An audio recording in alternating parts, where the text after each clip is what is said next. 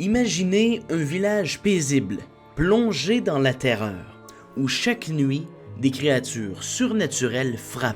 Chaque jour, la tension monte et les accusations fusent. C'est l'essence même du jeu du loup-garou de Tierce-Lieu. Mais saviez-vous que ce jeu s'est basé sur des racines historiques, sociales et culturelles? Eh bien aujourd'hui, vous allez découvrir en profondeur l'histoire du jeu très célèbre du loup-garou. On est en 1986. Dimitri Davidov, un étudiant en psychologie, invente un jeu, Mafia. Vous allez me dire, quel est le lien entre Mafia et le jeu du loup-garou? Laissez-moi le temps de vous expliquer, vous êtes beaucoup trop rapide. Mais ce jeu-là n'était pas fait à la base pour du divertissement. C'était plutôt pour amener un aspect sociologique, un aspect d'analyse finalement aux étudiants en psychologie, puisqu'on s'inspirait des tensions qu'il y avait dans l'URSS à l'époque. Fait important, à ce moment-là, l'Union soviétique était marquée par une forte méfiance. Les citoyens vivaient sous méfiance constante. Et vous aurez compris, il y avait aussi beaucoup d'accusations qui se faisaient envers certains citoyens, des accusations qui pouvaient être parfois vraies, parfois fausses, qui pouvaient ruiner des réputations, ou encore même pire, ruiner des vies. Donc vous aurez compris, Davidov s'était fortement inspiré de cette tension qu'il y avait en 86 dans l'Union soviétique. Saviez-vous que Mafia était particulièrement utilisé à l'époque par des étudiants en psychologie? Ça leur permettait, face aux réactions des joueurs, de mieux comprendre la vraie personnalité qui pouvait se cacher derrière les participants. Parmi les mensonges, trahisons, vérités, on était capable de mieux interpréter finalement la réaction des gens face à ce qui se passait dans la réalité de l'époque. Et puis on fait un long bond dans le temps. En 2001, parce que oui, bien sûr, vous aurez compris, comme tout jeu, eh bien ça s'est commercialisé beaucoup plus tard. En 2001, quand Philippe Despalières et Hervé Marly découvrent le jeu Mafia, eh bien ils tombent automatiquement sous le charme de ce nouveau jeu-là. Bon, je dis nouveau, on parle plutôt d'un jeu qui avait pratiquement 20 ans, mais quand même, à l'époque, c'était pas énormément répandu. Donc, on peut un peu dire qu'ils étaient précurseurs. Ils adoraient le style de Mafia. Mais évidemment, ils voulaient ajouter leur petite touche personnelle, une petite thématique autour de ce jeu-là. C'est là qu'est venue l'idée des loups-garous. Mais pourquoi des loups-garous? Parce que ces créatures à la fois humaines et monstrueuses symbolisent parfaitement l'idée de duplicité. C'est-à-dire que pour eux, c'était beaucoup plus réaliste de voir plusieurs créatures de ce genre-là dans la nuit, qui permettrait plusieurs DLC, plusieurs branches quoi. Maintenant qu'on connaît d'où viennent les loups-garous, pourquoi de Tierce-Lieu? Eh bien Tierce-Lieu se trouve à être une réelle ville, quelque chose qui existe réellement dans la vraie vie. Je veux dire, oui, vous vous promenez sur Google Maps, vous allez tomber sur cette carte. Mais ce que je veux dire par là, c'est que Philippe, dans son jeune temps, était allé à Tierce-Lieu. Tierce-Lieu qui, dans son historique, il y avait une légende qui disait que Tierce-Lieu était justement un repère où il pouvait y avoir des loups-garous. Donc, comme quoi, il avait été envahi par les loups-garous à l'époque, et donc vous aurez compris que pour Philippe, ça devenait tout simplement une évidence.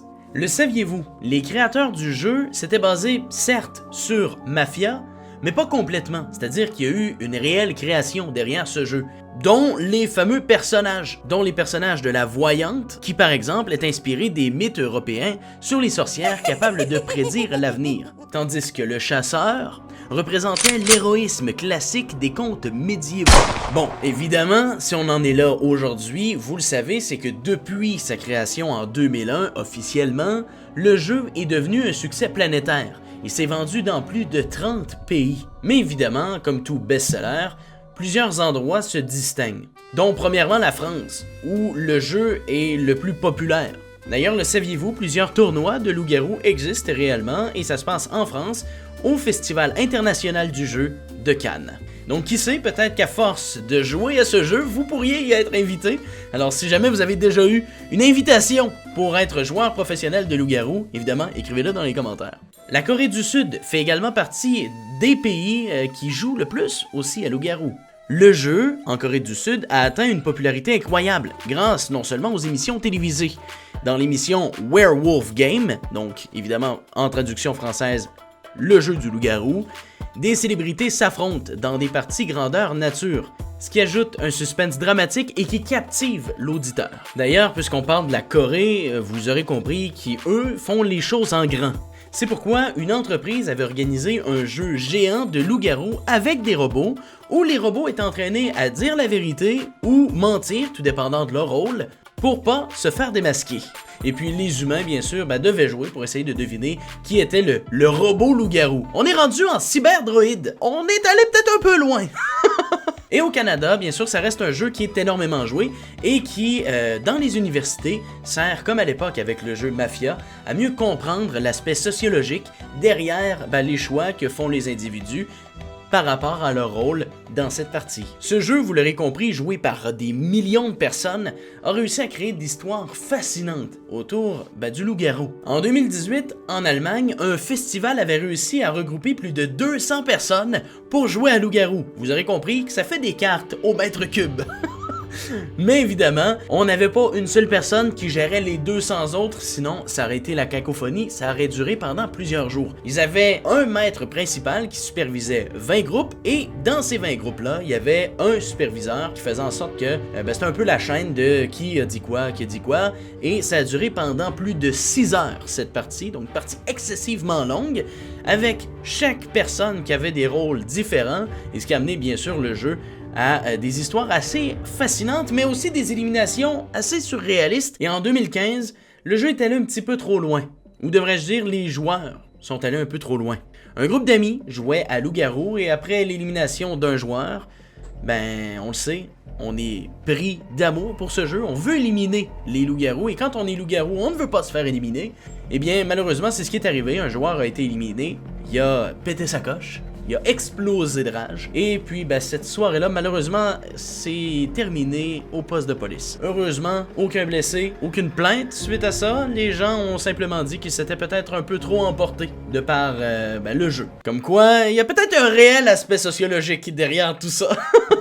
Et puis, dans une petite commune, l'Aveyron, un maire avait organisé une partie géante dans toute la commune de loups-garous. Évidemment, les loups-garous étant assez futés, la partie a duré seulement une nuit et les loups-garous l'ont emporté. Donc le maire a fait comme blague à la fin de la partie, comme quoi qu'il y aurait peut-être certains habitants sur lesquels on devrait enquêter. Et en toute honnêteté, je pense que vous perdez rien à essayer de faire ça. Non, mais quand on sait qu'il y a des enquêtes sociologiques qui se font derrière ce jeu-là, je pense qu'il y a rien à prendre avec des pincettes. Pourquoi ce jeu est si addictif? Il y a surtout l'aspect psychologique, puisque le jeu se base essentiellement sur la méfiance et la collaboration, qui se trouvent à être deux notions qui font partie de notre société en général. D'ailleurs, selon une étude faite en 2020, le loup-garou permettrait d'augmenter nos compétences sociales, mais également de mieux comprendre les émotions que peuvent véhiculer nos pairs. Donc ce qu'on doit en comprendre, c'est qu'une partie de loup-garou par jour éloigne le médecin pour toujours. Je suis pas sûr que c'est ça le dicton, mais au moins on comprend l'essentiel de ce que je veux dire. D'ailleurs, si on pousse ça un petit peu plus loin, certains experts disent que ce jeu permet de révéler la complexité des relations humaines. En jouant, on découvre à quel point il est facile de manipuler ou de se faire manipuler. Et donc la prochaine fois que vous jouerez à loup-garou, portez attention à qui vous fait de fausses accusations. Ça pourra en révéler gros sur votre groupe d'amis. En passant par les classes soviétiques, au plateau télé ou même aux soirées entre potes, vous allez vous rendre compte que loup-garou, c'est plus qu'un simple jeu. C'est un miroir de nos comportements en tant que société. Alors la prochaine fois que vous jouerez à loup-garou, portez attention au sourire de vos adversaires, parce que derrière ce sourire peut peut-être se cacher un loup. Merci à tous d'avoir pris le temps de regarder cette vidéo cette semaine. Je vous en remercie grandement. J'ai eu beaucoup de travail derrière cette vidéo-là, donc merci d'avoir pris le temps de la regarder au complet. Je voulais remercier également les derniers abonnés du mois de décembre. Et puis sur ce, si vous voulez faire partie de cette liste-là, vous savez quoi faire. Et nous, on se dit à la semaine prochaine pour une autre vidéo. Ciao!